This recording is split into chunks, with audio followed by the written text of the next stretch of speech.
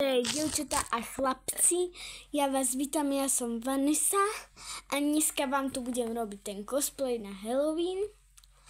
A keďže som vám to slúbila, teda toho 29. a 29., tak som to nemohla nesplniť. Takže tada, ja som vám nehovorila, za čo pôjdem, to bolo tajomstvo. Ale som za Megan. To je taký hororový robot. A som Megan. Takže takto to vyzerá. Musela som to objednávať cez internet. A potom som sa už namalovala, ale pery sa mi zmazali, lebo som to mala celý deň. Takže Megan bol vlastne taký robot, ktorý zabíja. No, ktorý mal urobiť spoločnosť jednému dievčatku, ktorej zomreli rodičia pri autonehode a proste jej teta vyrobila tú bábiku, lebo ona robila spoločnosť s nejakými robotmi, vyrábala robotov. Napríklad Petsonov a no, neviem, jak sa to volá, ale viem, že sa to volá Pet. To je jedno proste. A ona jej to vyrobila, mala spoločnosť, už nebola taká smutná ako predtým. Len potom sa stalo to, že začala byť drzá a proste tá bábika už začala vraždiť potajomky a potom išla zavraždiť aj tu jej tetu, len Megan sa zobudila, keď ju išla takto uškrtiť na stôl a povedala jej tá teta, za to, že ináč by ju Megan zabila, že nech jej o ničo nepovie, tak povedala, že opravuje tu Megan, lebo ona jej ešte predtým povedala, že je v kufri, lebo sa pokazila a že sa potrebuje opraviť.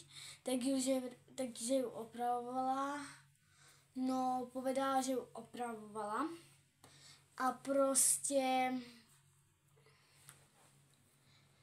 to bolo tak, tá Katie teda neodišla, ona sa na nich potajomky pozerala. Oni sa tam začali biť, potom odišli do garáže, kde sa začali biť, že kde už aj také bitky. Prišla tam tá Katie, to dievčatko, sa volalo Katie, tam prišla a ona mala takto za chrbátom ruky a povedala, že je tu ešte jeden člen rodiny, o ktorom si nevedela a že sa volá Bot. Tak to dala tie ruky a ona ho zapla. To bol taký veľký robot asi tak pod túto strechu, no postroch. A proste ho zapla, začala byť s ním tu Megan, že tá Megan potom len tomu tá Megan, no ten robot ju rozpolil.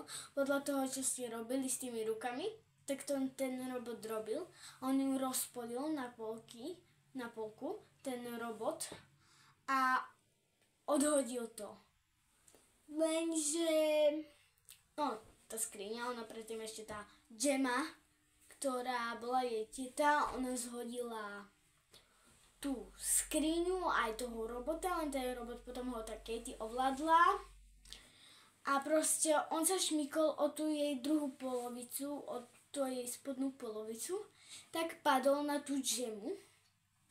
Sa musela z toho dostať a Megan chodila po dvoch rukách, ako keby Momo. Lebo už si mysleli, že je po nej, ale Megan vyliezla spoza tej poličky a išla za tou Katie a potom ju odlákala Gemma a začala ju tam byť, začala ju takto dusiť krkom a vlastne Katie zobrala šrobovák a povedala jej, že Megan pozri a jej ten dala do očí hento, takže takto sa to skončilo. Takže dúfam, že sa vám videjko ľúbilo a Já vás vítám u dalšího videa. Čaute!